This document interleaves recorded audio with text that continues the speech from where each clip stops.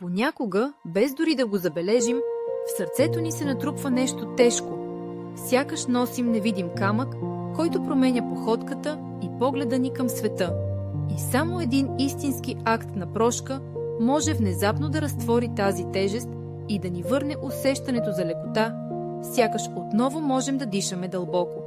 Прошката не е просто затваряне на една страница, а истинско пробуждане на вътрешната сила, с която отваряме пространство за нови радости и по-ясно виждане на света.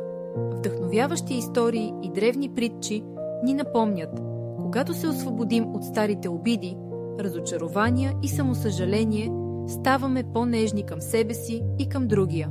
Замислял ли си се какво би се случило, ако позволиш на прошката да внесе повече лекота и яснота в дните ти? Заедно можем да преминем отвъд материалното и да се отворим към безкрайните възможности на духа. Благодаря ти, че беше с мен. С любов, Зорница Сребрева.